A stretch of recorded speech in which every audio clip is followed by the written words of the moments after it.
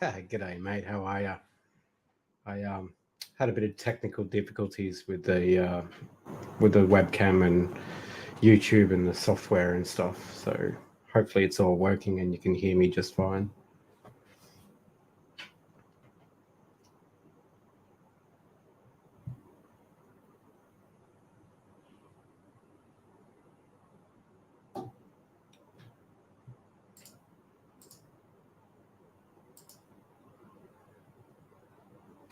G'day, Dean, mate. How are you, buddy? Hopefully you can hear me all right. I wasn't really planning on going live. I was just more inquiring about, if I should do this in the future. But it seems like a few people wanted me to jump on, so I'll jump on.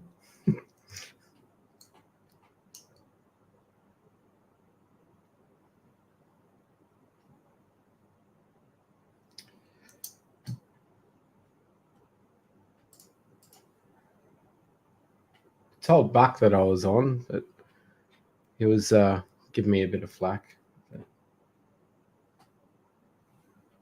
Don't know if he'll jump on or not, but he does his things.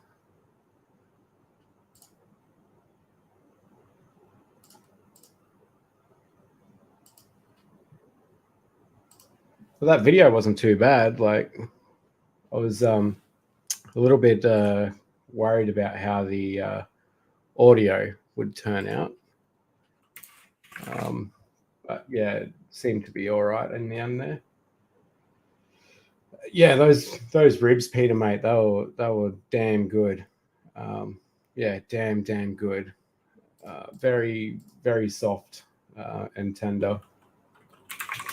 It was, yeah, really, really enjoyable. And that mac and cheese was bloody good as well.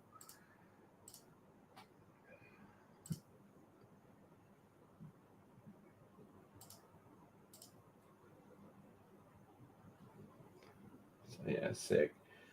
But yeah, I've got some more content coming up very soon as well. So I'm definitely going to be uploading a few more clips. I'm working on 2 more at the moment. They're one is definitely going to be the pork belly using the Aussie Campfire kitchen gear. That new Campfire kitchen gear that I got is absolutely amazing. I really can't wait to actually show that video off. And I actually really can't wait to cook with it again. It was absolutely amazing that gear. So yeah, and I get to interview Bryant from Ryder from Bryant's Family Butchery. So that's really, really cool, and I get to interview the caretaker of the Billabong, which is even better as well. So yeah, there'll be familiar faces if you ever drop into those places and stuff. Yeah, look, the Billabong, holy heck, what a big property. That thing is like a monster of a place. Yeah, it's unreal. You can spend days walking around that property. It's just absolutely massive. And the caretakers and stuff, even the owners are super, super friendly. They don't annoy you and harass you or anything. They let you have your space, and they leave you to it. But yeah, they're most welcoming and do everything they can to make sure that your stay is really, really good. So yeah, so it's really, really cool. I definitely recommend going there. And the rates are quite cheap as well, so that's really cool. But also they've got this kind of like a beer garden set up, and they get food trucks to come in as well. So I might talk to them about doing a Dreaded Chef cook up there. So bring the Dreadnought up and cook some mad eats. So that'd be really, really cool. Yeah. In Kuranda, Peter, it's really not far outside of the town either. I'll just bring up a link. Here we go. I'll just put the web link in the chat. And here we go. There we go. So you should get the web link there, like, and you can research them and stuff. But yeah, like it's not that far out of the actual Kuranda township. So it's the perfect spot if you kind of want to feel that you're far away, but still close to civilization. And then it's also good for people that don't really camp, that kind of want to test out if that camping's their thing as well. Or if you're like me, you need to do an emergency dash to the supermarket because you forgot to order something. So yeah, no, it's pretty good. So Jacqueline Dixon, we just had marinated chicken wings and roast veggies. Yeah, nice. I actually haven't had dinner yet. I got distracted feeding my dog. But yeah, so I haven't actually eaten myself. Nathan Day, do I source my buds locally? Nathan, I don't smoke that kind of stuff, mate. I just look like that I do, but I actually don't. I work with young people and also with young people and adults with impairments, which requires me to hold certain certifications. So I can't do that stuff. And I'm not interested in it either.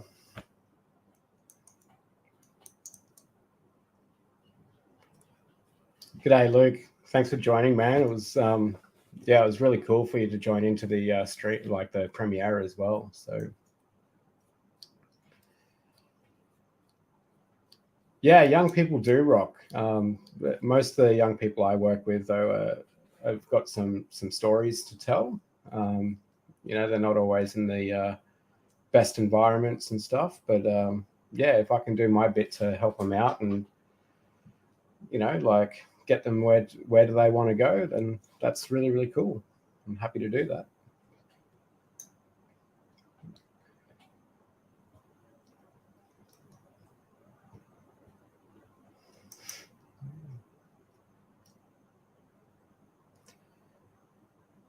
Yeah, so what's called the filming of that premiere was definitely good. Except for I had a bit of a scary moment with the drone. I didn't like it. Really pays to make sure that your drone is all updated with the latest firmware and all that jazz. And g'day, Buck, how are you, man? It's a bit of a role reversal, isn't it? You get to sit and watch me jibber jabber, huh? Yeah, I got this shirt. I think I just found it laying around. I think, so, but yeah. So I didn't update my firmware for the drone, and so when I tried to connect it all up, it didn't quite work. So thankfully a mate of mine did a little dash up the road with his phone to download the app and everything, and as a result, I couldn't remember my login details for the DJI software. So DJI limits you to flying 50 meters in distance and 30 meters in height. So I decided to go the furthest and the highest that I could, and that was also over water. And as a result, something quite happened. Like, I don't know exactly what happened, but comms were lost, and all of a sudden this drone's just like slowly coming down over water, and I was having a heart attack because it was like $2,500 just slowly going down and hit the water. And yeah, I had to very quickly like turn the controller off, turn it back on, and reconnect. And right at the last second, like right there above the water, it reconnects, and I got the drone up again. So yeah, that was really, really scary because those things are not cheap. Yeah, Buck. Yeah, I finally got the what's it called, the technical difficulties sorted. And honestly, I wasn't even planning on jumping on live. I was just asking to see what the community response was. If I should do something like this after a premiere, and yeah, it looks like 96 or something percent of people said yes. So I think it kind of confused some. So here I am. Like, Courtney's away at the moment, so I've got really nothing else better to do. So I'll sit here and jibber jabber. Oh, the guitars in the background. Yeah. So I think it was 1, 2, 3. Yeah, I think there's about 4 there. I even got a cigar box guitar as well. And I got DJ software sitting next to me, like DJ Decks as well. So that really helped out in making the music for that video. So that was cool.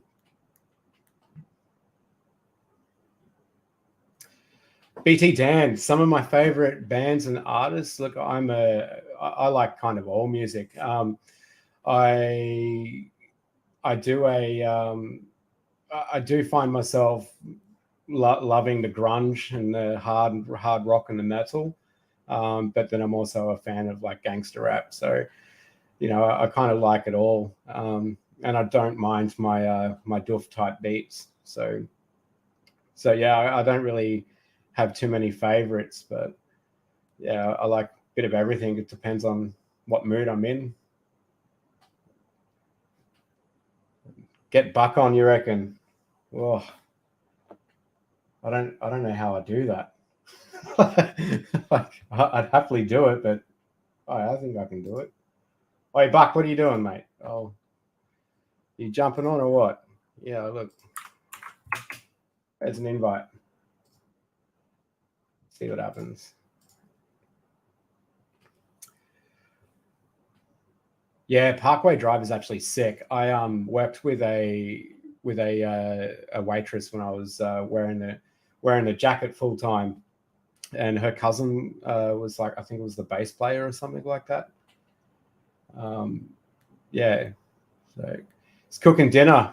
Well, I bet you it's not beef ribs, hey? So those take at least 8 hours. Ugh. Have you got a free 5 hours? What would I need free 5 hours for?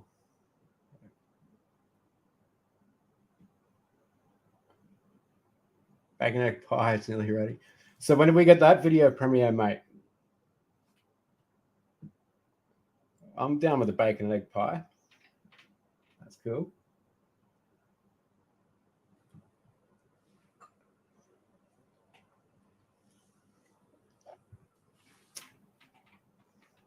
Oh, if I fight Buck on. Yeah. I mean, this live stream would go to complete another level if Buck was on. But I mean, it'd be interesting to see if he could talk with a mouthful of bacon and egg pie at the same time.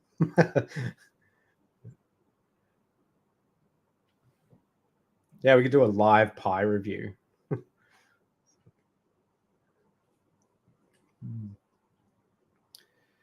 yeah, super glad everyone enjoyed that clip. It is like literally, it has been absolutely forever since I've done a video. And like, honestly, like it wasn't from a lack of trying either. I was like in the process of getting married, mate. I'm on the hard stuff. It's Kirk's sugar-free, like, what is this, lemonade? Yeah, lemon flavored drink. So it's like Lift, but sugar-free version. Okay, yeah, Buck, yeah, definitely serve up. Yep, fair point. So, but yeah, anyway, so yeah, it's been like absolutely forever since I've done a clip, and it's mainly because like, we were planning our wedding. It was getting really, really close. We had a lot of changes last minute from suppliers, like pulling the pin. We had a beverage vendor that was happy to hold on to our deposit for almost 2 years, and then literally like 2 months before the actual wedding decided to pull the pin and claim that they were going overseas to attend some wedding themselves, but just ignore the fact that their business still operated. So wasn't too happy about that. But yeah, we had another vendor come along last minute, and that guy was an absolute legend and saved our bacon big time. And I think was the better option in the long run. Like his personality and everything, like just really blended and gelled. So that was really, really cool. But what's the quickest you can do a brisket in a Weber and still have it tender? You can do a brisket in 8 hours in a Weber doing it hot and fast, but you do have to spritz it quite often. So you kind of like have to work the pit and stuff like that. it also comes down to the like the quality of the brisket as well. Like if you get the Coles Drover's Choice brisket, then you might as well eat a house brick, because those things are just tough any day of the week. Yeah, but like you can do it. Yeah, I'll drive down. We'll do one. Like it'd be cool. Yeah, like thanks as well, Buck, for coming to the wedding too. That was great. And you know, I knew that you were the right choice as the MC. Like, who would have thought you'd be good with a microphone, right? But I did hear something about the microphone was taken away when you started singing or something. I don't know. I was too busy running around, but so I didn't get to hear Buck's live karaoke. But yeah, the Drover's Choice cuts, they're just absolutely rubbish. I was actually really excited when I first seen them. I was like, great, brilliant, cheap option, but cheap's not always good. You know, poor man pays twice. So yeah, we definitely do have to do that poiki. I'm so super keen on doing the braised oh god, I just lost what I was about to say. Yeah, the braised osso buco. Yeah, I really want to do like the braised osso buco with a mixed garlic and herb and white truffle mashed potato, and then have a bed of baby spinach, and then on top of that, I want to do a like a tempura battered onion ring, and then make a jolie. So very similar to your pub lamb shank, but you know, just let's call it osso buco edition. More rotisserie stuff, absolutely. I definitely want to do like a porchetta, like a rolled pork belly, like, and then using the Ozspit to do that. I'm also wanting to do like more beef. I was not really happy about the beef cook that I did at Woodley Station ages ago, like forever and a day ago. I was really super unprepared for that, and wasn't kind of really planning on doing a clip either. Like I was just more keen on just enjoying myself, but I thought, oh, screw it, I'll do a clip. You know, I was a bit of a sucker for punishment. But yeah, definitely more rotisserie stuff. I was also, yeah, I'm also going to get some more of those Ozfit accessories as well. So I want to get the gyro discs and do like a mad like kebab out at the campsite, like, and do it like show a really good like garlic sauce recipe as well. Because who has like a kebab, or for our South Australian friends, the Euros, who has one of those without like a good garlic sauce? Like, what's the point? So, but yeah, definitely keen on doing that. But, and then the other thing I want to do in the poiki as well is like a really good stew, like stew / curry. And I was thinking about doing goat, like doing like a goat curry. Because I haven't cooked any goat on my channel yet, so it'd be really cool to do that. The hangover food, choice food. Yeah, the hangover food for everyone. The good old kebab, the 2 a.m. kebab. So yeah, well, like yeah, beef ribs are great. Like they're easy to stuff them up, but like they're easy to stuff up by pulling them out too early. But they're also very forgiving to cook at the same time. So it's more like beef ribs are more of a case of like, when you cook them and you think they're ready, leave it for another hour. And then they'll actually be ready. Yeah, sick. Chicken strog. Yeah, nice. I like that. Well, this sounds good. We got to actually make this happen now. Actually, see, I haven't had dinner yet, so I'm reading that and I'm getting hungry. I'm like, yeah, let's do this. So that's cool. But yeah, so some of the other clips I got coming from when I was at the Billabong, I've got a Korean spatchcocked chicken that I did with the Aussie Campfire Kitchen. And then, yeah, Luke, absolutely. You always stuff up the beef ribs if you pull it out early. Always. And then you're kind of like, oh, I'm gonna have to cook these again, and which means I'm gonna have to get more beers. And like, it's a horrible, delicious mistake, right? But yeah, so yeah, I got a Korean spatchcock chicken, and I served that with like a grilled baby bok choy, and I based that with a miso butter, so like a miso soup paste and butter mixed together, and based that over the bok choy, and yeah, that comes out really, really, really good. Oh, if Roz is doing that, Buck, you need to let me know, because I have to be there for that. I will crawl over broken glass to be there for that. I cannot miss that. And the next Cup Murray, I have to be there for that too. I've never seen turtle or dugong cooked. I've never tasted any of that, and I've never done a Cup Murray. So those three things, if they are happening, I need to be there. Like, I will gate crash. I have to be there.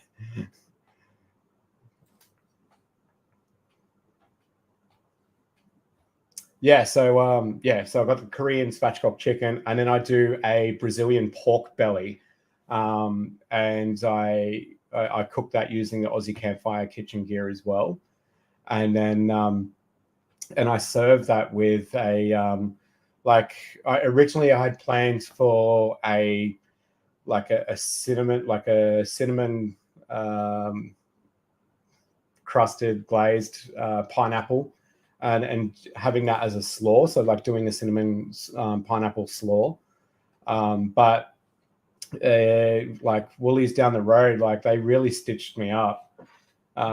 Instead of giving me slaw mix, they gave me wild rocket and spinach, and I just literally didn't have time to muck around. Like, I just had to go. And so we even checked at the local supermarket near the Billabong, and yeah, there wasn't any available either. So it kind of just turned into this like cinnamon pineapple salad, which didn't turn out too bad, like, because you had the buttery flavor from the baby spinach to kind of like add like this, buttery tone to the pineapple, flavor from the pineapple.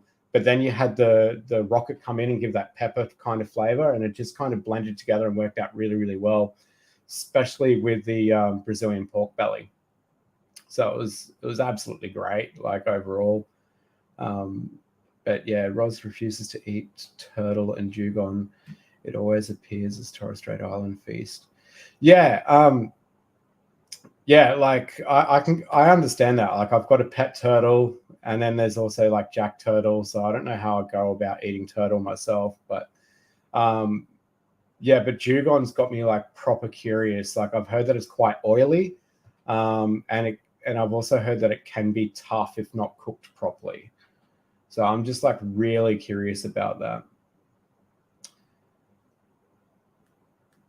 Yeah, kangaroo. I used to cook this amazing kangaroo dish when I was wearing the jacket full time. I did a what was it? A wattle seed crusted kangaroo loin fillet, and then I served like I grilled that to like medium rare, and then I served that with some cauliflower and celeriac mashed potato, and then I accompanied that with like a rosella flower glaze.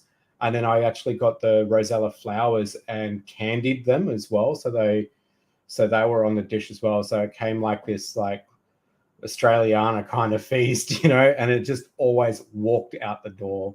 And then, yeah, I also had like wild rocket with that as well. But yeah, it was really, really like delicious, like absolutely amazing. But yeah, always walked out the door, and just because of how weird it was, accompanying like having candied rosellas on a plate as well, so people were kind of curious and had to give it a go. And yeah, it was really, really cool. Yeah, I might actually get the ingredients together and actually do that dish, and put it on the channel. Like, why not? And go a bit fancy for a change. So yeah, Jackie, I'll get the ingredients together and I'll cook it up, and then you'll have like a video reference of the recipe. So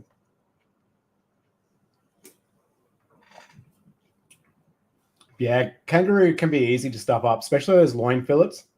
They're kind of not like a normal steak. So, like, people know how to cook their steak, but when it comes to a loin fillet, it's kind of like round like, so they're like little bit put off. And it's kind of like, when you get eye fillet, you can't, when you cook an eye fillet on a grill, like it's cylindrical. Here we go. There we go. So if we just say that this stubby cooler is like an eye fillet, when people normally cook a steak, they'll push on the top to test, for the tenderness and see how it's cooked. But essentially, when you're cooking an eye fillet, you should be squeezing from the sides and not actually on the top. And so when you cook kangaroo, you should be doing the same thing as well, like squeezing from the sides, and that'll help you with the tenderness. Blake, g'day, mate. How are you? With a cat in a box emoji. Sweet. Got to put something in a box, I guess. The old Schrodinger's cat. Do you do much Weber cooking? Dino, mate, I've actually got 2 Webers on my back patio, amongst like 50 bazillion other barbecues. But yeah, like I do a fair bit of Weber cooking, like if it's just Courtney and I. But generally, like when I do most of my cooking, like you guys see it. Like I don't cook my everyday stuff. Like I don't come home and go, today I'm going to cook sausages and mash. Like, I don't do that kind of stuff. But yeah, so like I generally use my Webers just for wings. A few boys have jumped in here that have had a good night on my patio with some wings and beers. So we need to do that again, boys. Definitely need to do that again. But yeah, I definitely want to do more Weber cooking, that's for sure. So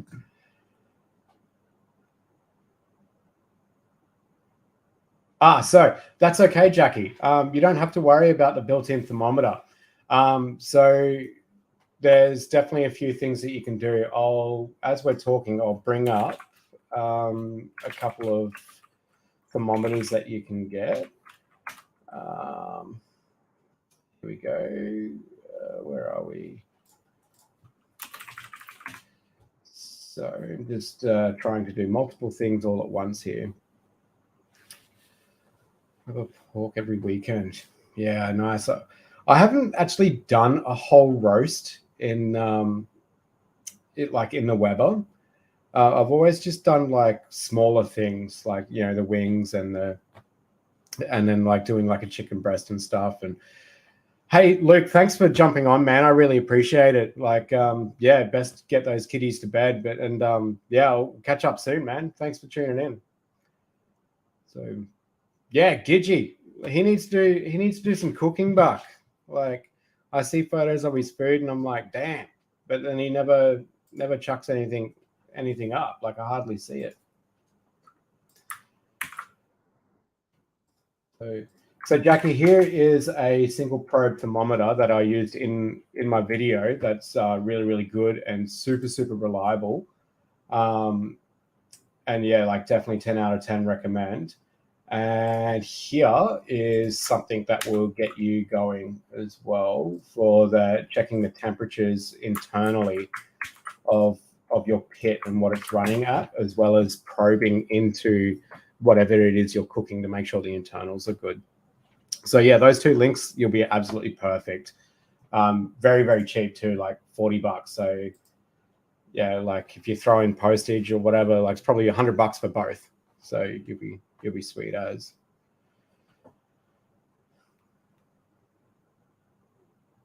Oh, righto. Yeah. Okay. Yeah. Fair. I understand being busy. Absolutely understand being busy. So yeah. Well, yeah, if he moves back to Townsville, I'll drive down and we can have a few beers and cook up together. That'd be sweet.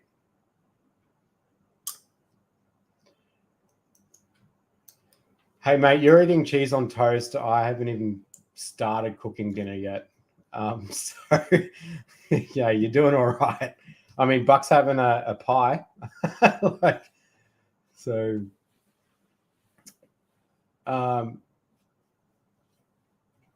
the meter thermometers. Yeah, Buck, they're all right. Like, but the EC therms are just as good and they're cheaper.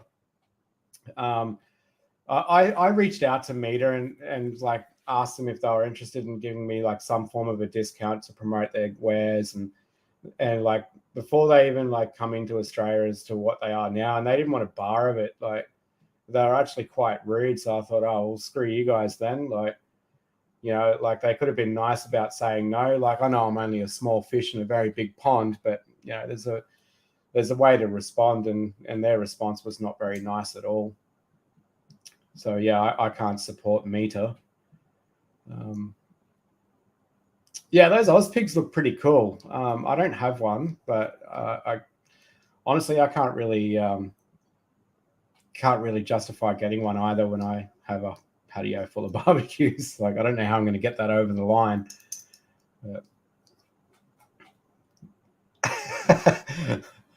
All right, Buck, every 2 minutes, I need you to just type something and hit enter so we've just got proof of life.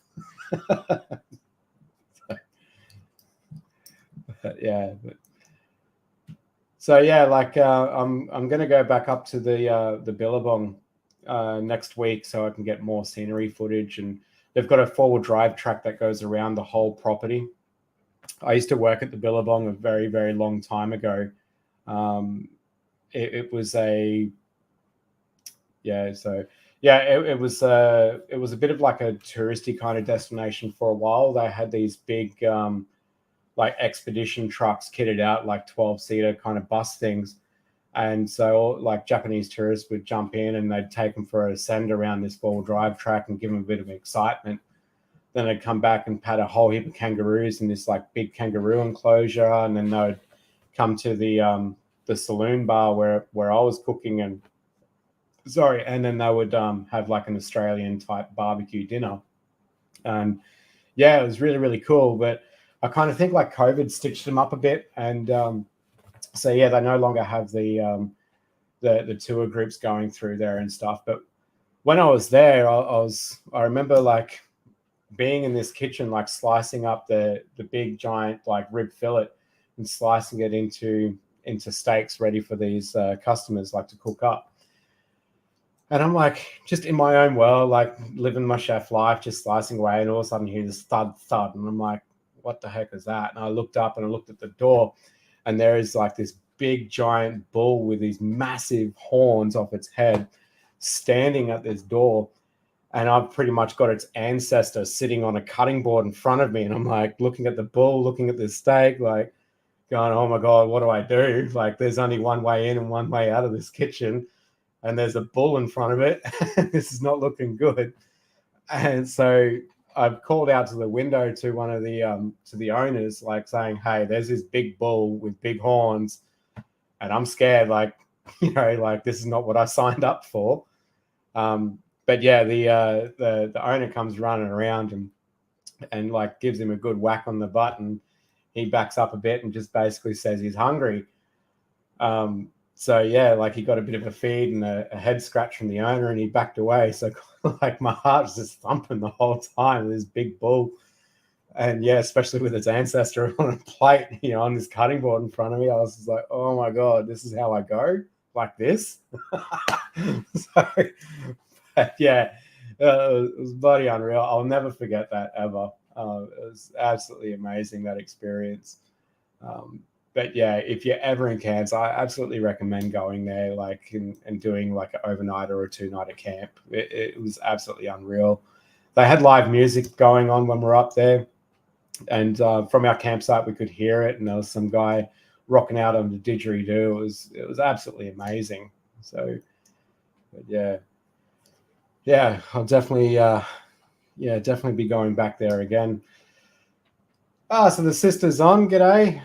Thank you. Those ribs were amazing. And yeah, and then Braden, yeah, that bull story. It'll never get old, mate. It'll never get old.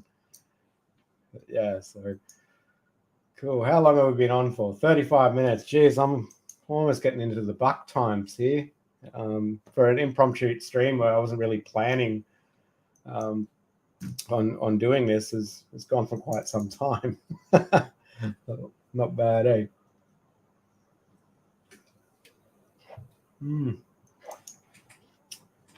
So yeah, so I've got another few cooks planned in the future as well. So one of the things I'm going to cook is a chickpea and chorizo shakshuka, which is a very fancy name for pan-fried chorizo and chickpeas in like a tomato Napoli sauce. So basically what I'm going to do with that is I'm just going to pan-fry the chorizo and the chickpea with some diced capsicum, some baby spinach. 90 minutes, geez, mate, I don't think I can go that bloody long. But yeah, so it's a chorizo, some chickpeas, some Spanish onion, and then some garlic. And then on top of that, yeah, add the diced capsicum in, and then in a tomato sauce. Let that kind of like simmer for a little bit and mix together. Then just before like it's ready to kind of take off, you crack a raw egg on top, and you can either bake it in the oven or use what I'm going to use, which is going to be the Aussie Campfire Kitchen's hot top. And I'm going to bake that egg. And the whole idea is that the egg is cooked with a runny yolk, and you serve that with a crusty bread, say like a damper. And then, so it's a great breakfast dish. And then, so yeah, you just kind of serve it up. You dip your damper into the egg and get the egg yolk, and then you top it with like the chickpea and chorizo mix, and then whack it into your gob. I kind of want to mix it up, and instead of using like a chicken egg, I want to use a duck egg because it's got a bigger yolk. And then the flavor is also of a duck egg is a little bit more stronger. So it's going to blend in better with the with like the chorizo and stuff like that. It is, Jackie, I used to cook it when I was doing breakfast chef work, and it's like every second order was it the same thing.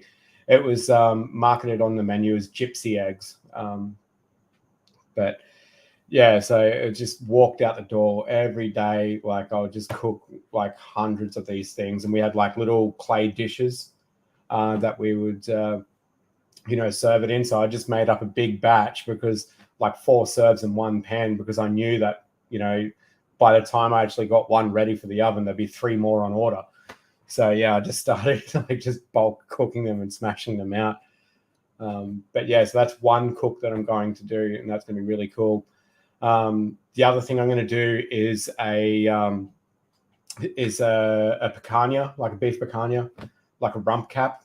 And I'm going to use the Aussie Campfire Kitchen gear for that. So I bought this gear, like ages ago from Tony and Tara, and I said to him that I'd do clips, and each time that I had done a clip after cooking on it up at Coomba, it was like pissing rain.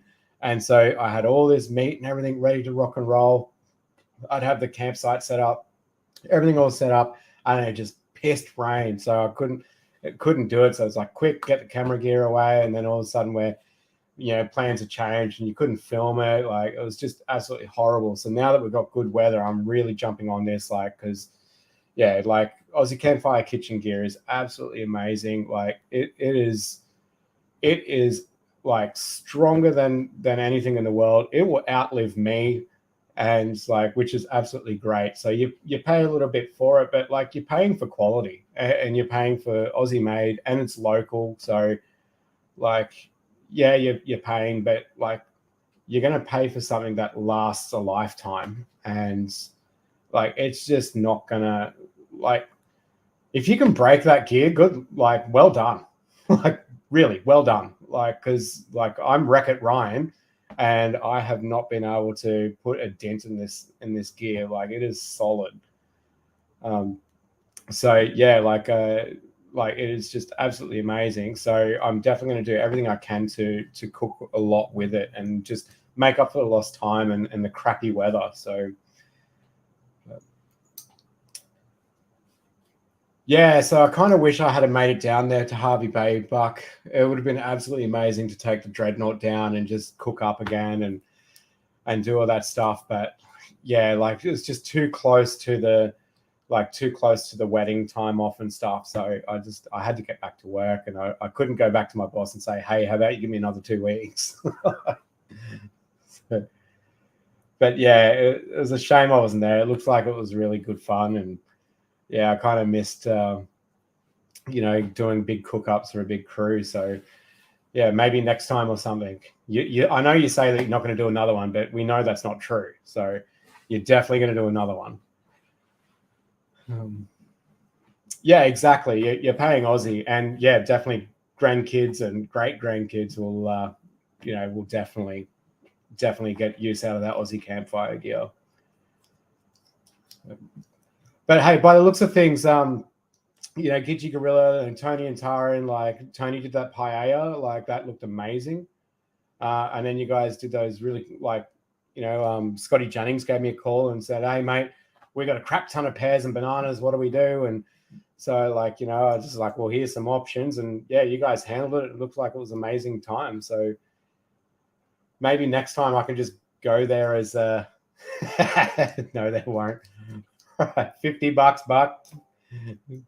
$50. I reckon there'll be another one. After your trip, I reckon.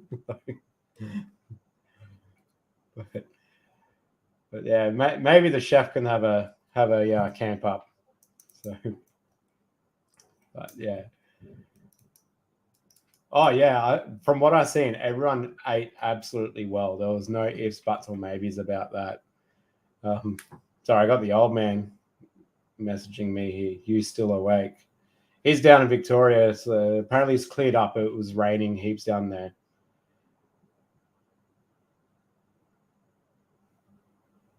Yeah, so it's apparently cleared up.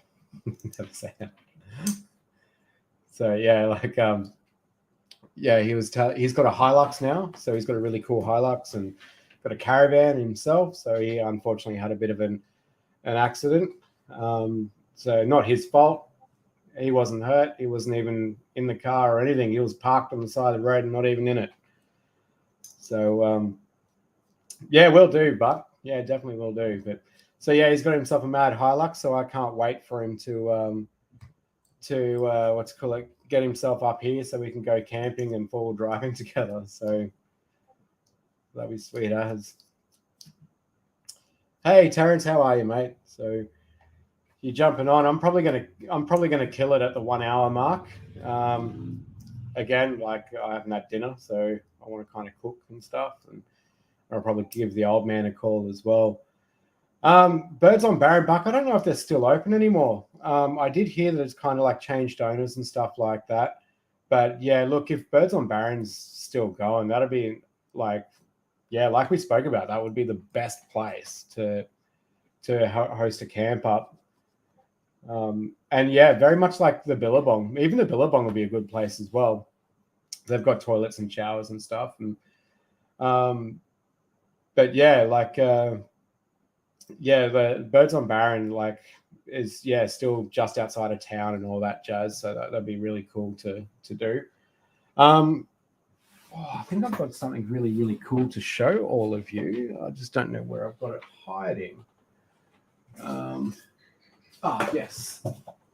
So a lot of people have been asking me how I've been going with the barbecue rubs, and so I just kind of wanted to show, like, this is. We're gonna get lighting. This is how close we are. It's a bit hard because of the lighting, but yeah, I've got a label design sorted. I've even got my nutritional table sorted. Not that you can see. Yeah, that sucks, but yeah, that's how close we're getting. Yeah, getting really, really, really close. Oh, come on, camera, focus. It's got the reflection, but so yeah, that's how close we are. I've also got myself a production kitchen to use. And so what I'm doing now is I'm just finalizing the insurance because I sure as heck don't want anything bad to happen and got to look after myself here as well. Plus, it's kind of like a legal requirement to have product insurance as well. So I'm just organizing the insurance side of things. I've got my labeling that's been approved. I've spoken with like food scientists where I've gone through the whole process, everything like that.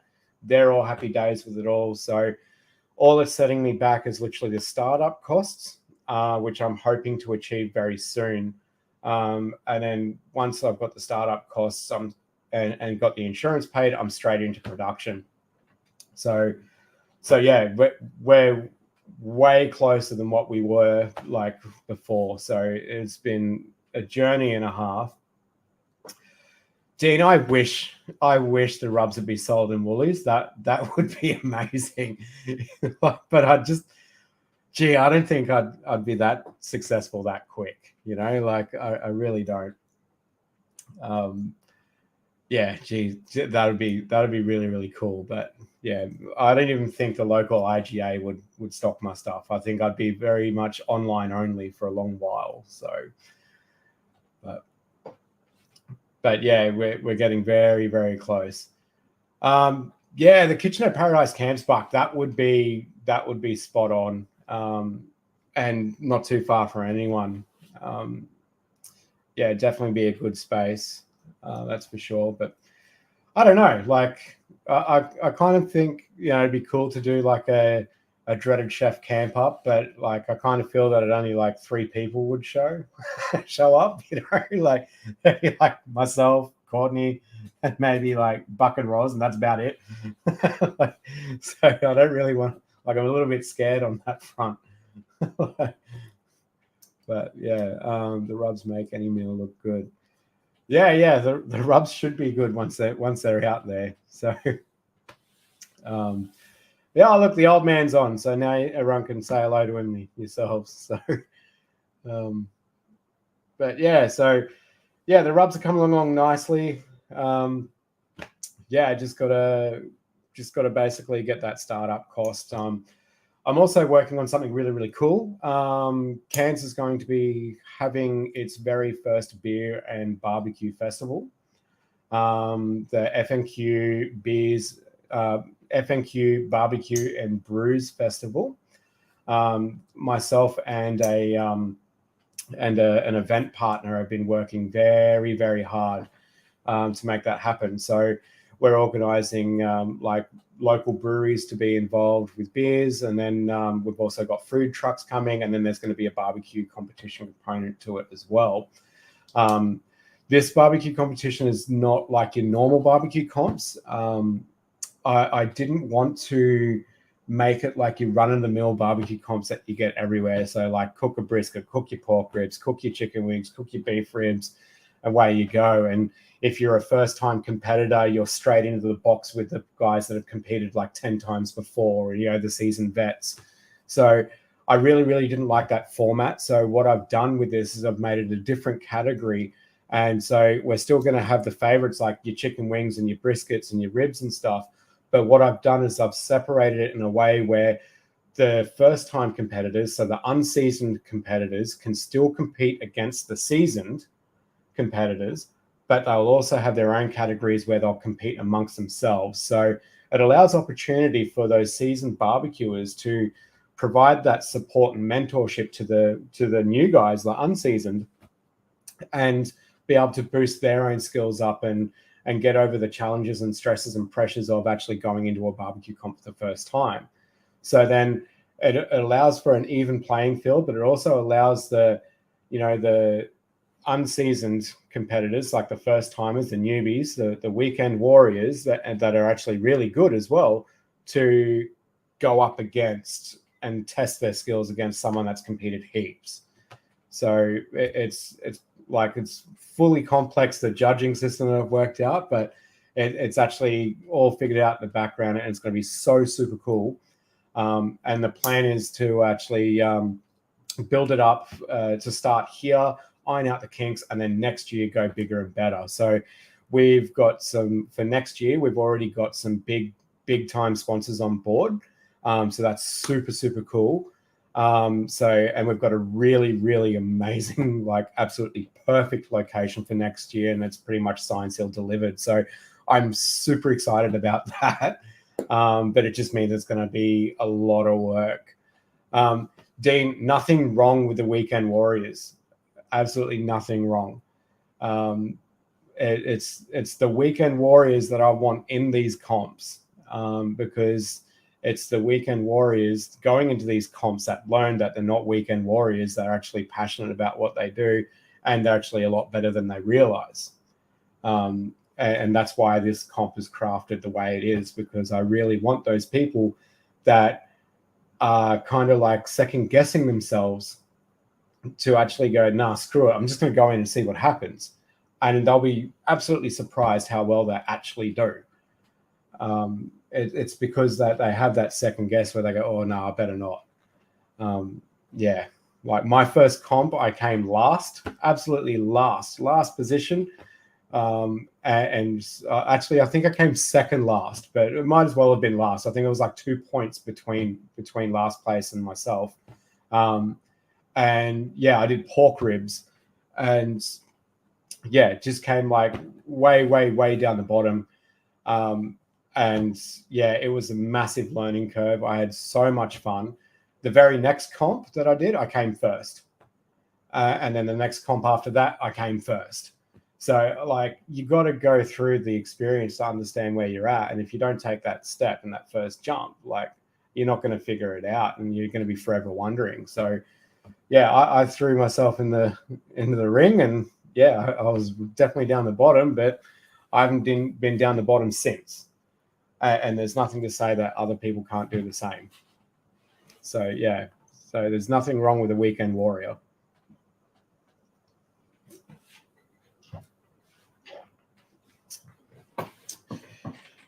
If you do something, I can stay up all night of 2 dads. Timmy, mate, if I have a dreaded chef camp up, mate, I'd definitely expect you there. I might even try and get Pete Mack over. Yeah, he definitely gave it a good send at Tinaroo. So, yeah, bloody oh geez, what are we looking at? So yeah, look, I might call it quits very soon here. Like, got about 8 minutes until we've hit the hour mark. But yeah, look, yeah, lots of stuff going on in the Dreaded Chef world. I've been very quiet. Yeah, I think Pete Mack should actually be the like the like the logo, the spokesperson for the event. And we'll do a brisket again so he can stay up all night. Challenge him again. Yeah, so that'd be super cool. But yeah, so like I was saying, a lot of stuff going on in the Dreaded Chef world. You know, from getting married to building a house, like designing a house, and then and then also I've got my skateboard coaching business. Like, there's a lot of movement. All right, fine, Buck. It's on 7 minutes. I'm not going to be soft. But yeah, so like I've got my skateboard coaching business as well, where I do skateboard coaching for anyone between ages of 5 to those who still dare. So that's been going like gangbusters at the moment. So that's keeping me so super busy along with the main gig. So it's just been absolutely flat out. Yeah, we've kind of settled on a house plan now. So that's kind of cool. Just got to go and talk to the right people and get it all like officially, I don't know, whatever they do, like go in there and say, yep, we're happy with this. And then they do magic drawings and give us a price. So yeah, just got to sort that out. But yeah, otherwise, like, yeah, heaps of stuff going on. It's just been keeping me so super busy, and literally just been keeping me away from the camera and, going camping and cooking. It's just been like proper overwhelming. So it felt really good to actually be back in front of the camera when I was up at the Billabong there. And yeah, cooking the pork belly and the chicken, and yeah, it was really good to actually be in front of the camera again. It's yeah, been a bit tricky to do it, and yeah, I was a bit rusty, but it was a couple of takes to get it right and a lot of creative editing. So yeah, so hey, cheers for jumping on, Nags. Really appreciate it, man. Look, I'm still working hard on getting these rubs. Like, as you heard, I'm super close. Look, it's probably not going to be before this beer and barbecue festival. So, hopefully after that, like, I make a little bit of money out of that festival. So I'm hoping that'll be enough to get the rubs over the line, ready to rock and roll for market. So yeah, Yeah, Buck, I was thinking about doing a like getting a little bit more creative using the StreamYard stuff and doing my video premieres through StreamYard here, and then doing a live feed immediately afterwards. So I was thinking about doing that, and that's why I just chucked that poll out, because I just kind of wanted to see what people were thinking on that front. Yeah, so I mean, I've got what 23 on now, so that's really cool. Like, so super appreciative of all that. But yeah, so it should be sweet, man. So beer and barbecue event is at the moment we've got it penciled in / confirmed in. It's not officially advertised yet, but the 12th of November, Timmy. So once it all gets officially advertised, I'll be putting a post up on the Dreaded Chef Facebook and Insta. So and what I'm hoping to do is get some footage of the event as well. While it's happening, and going around and interviewing the barbecue competitors and stuff like that. So yeah, Carmen, like that's exactly what I was thinking, like just doing a live feed directly after the premiere so people could ask questions, because sometimes, like I don't pass all the information that I probably should in the videos, because I'm too busy thinking about, like, have I got enough camera battery? Is the microphone working? Is the microphone levels right? Like, am I explaining this clearly? And then it's a lot to do for one person. It's pretty crazy.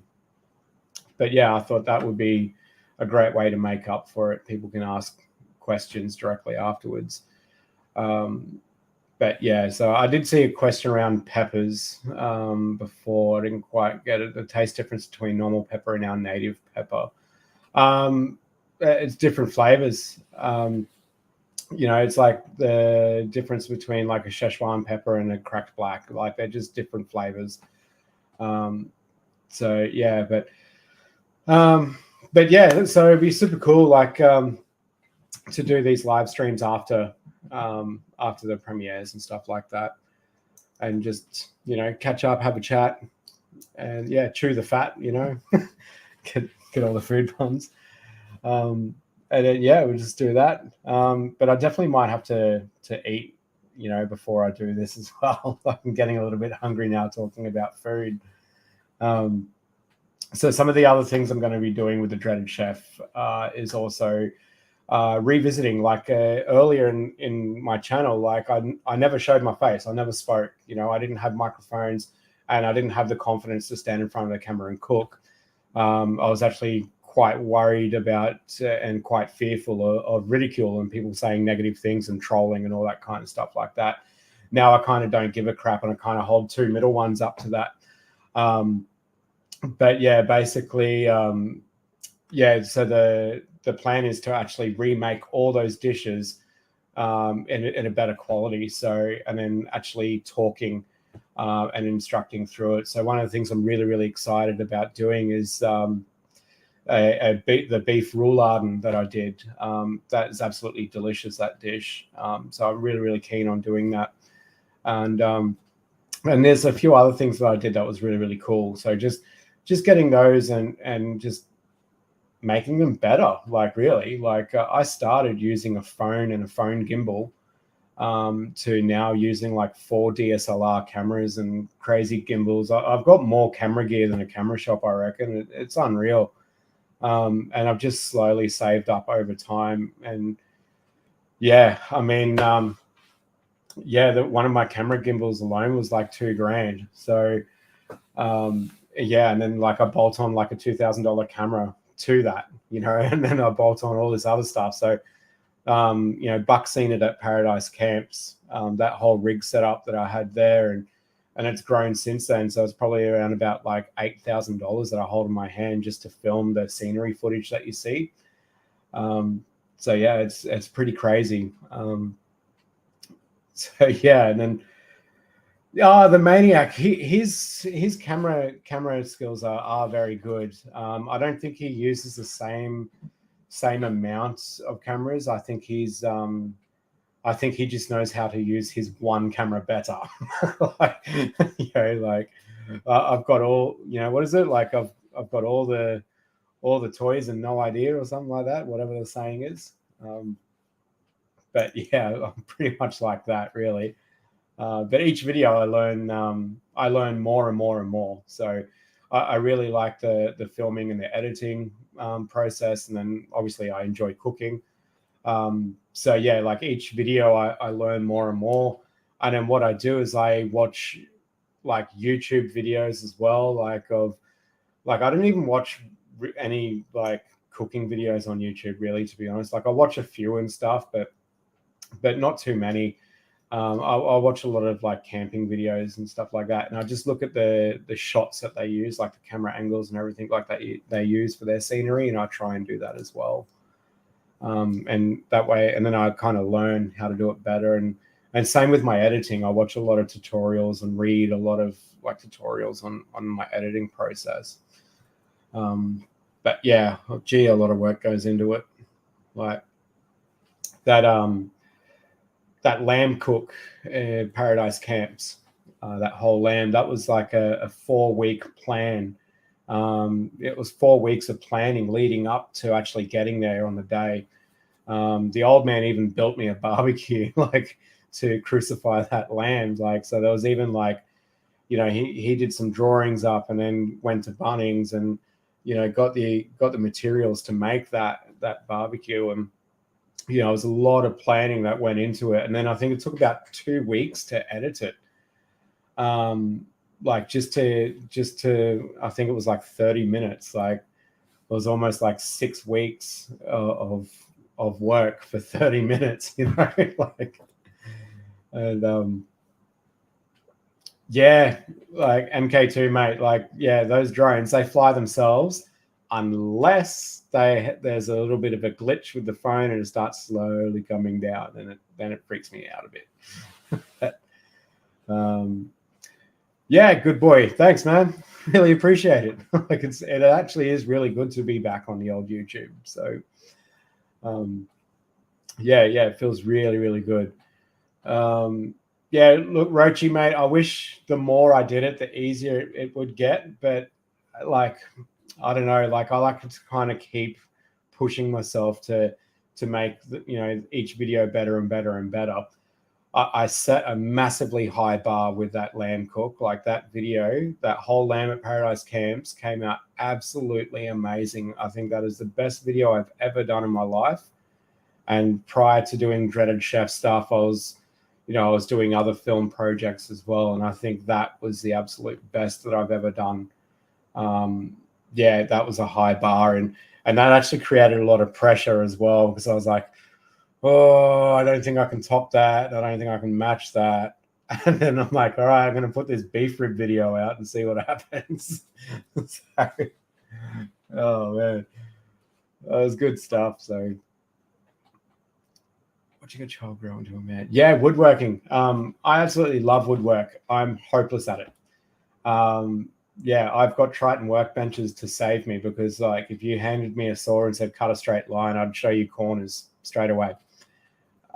Yeah, there's just absolutely no way I could use anything like without outside the Triton workbench.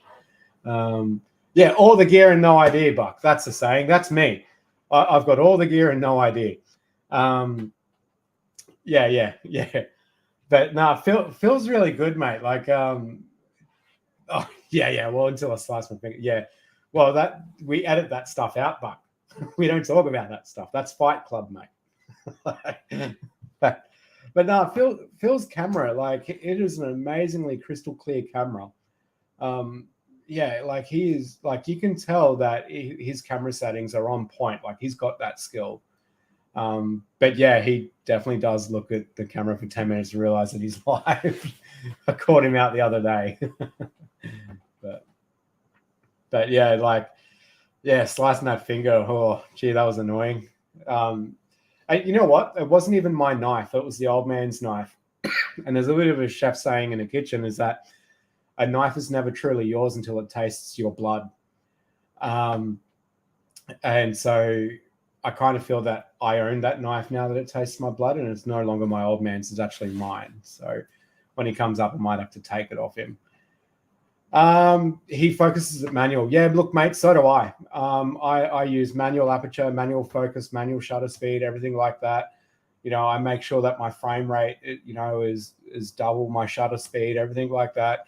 I do it all proper good. And I also make sure that my ISOs are all good and stuff like that. I just purely think that Phil has a really, really good camera, and he has really amazing lenses. He used to be a photographer, like a freelance photographer for years and years and years. I'm definitely not that. I'm very much a self-taught, and not even really self-taught. The old man taught me a lot. Like, he taught me a lot about taking landscape photography. I will get that knife. I will get it. It's mine. It's tasted me. It's tasted my blood. It's mine. Like, so yeah, but he taught me a lot of landscape photography stuff and got me comfortable around the camera. And then I started delving into the video stuff. And then from there, it was just a whole different ball game. So I really started, doing a lot of research and learning and stuff like that. But yeah, Phil's camera work is actually quite amazing. I am really jealous of that. Hopefully I can be the same skilled as he one day with his camera work. So yeah, 1 hour, 6 minutes, Buck. I guess I'm not soft anymore, hey?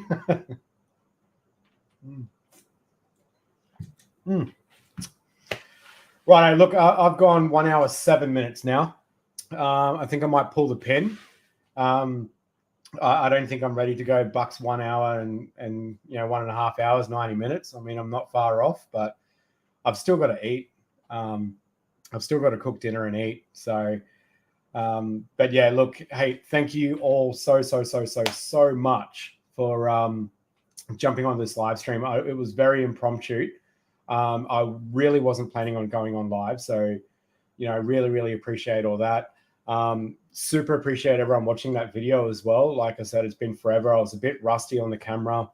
It was really quite nerve-wracking just to kind of dust off the cobwebs and everything like that. So it's been absolutely great to actually sit here, talk with you all, and just have fun. So thank you all. I'll definitely do it again soon. I'll be a little bit more organized next time, and I'll probably have some more interesting things to say rather than pulling things out of a hat like I have been.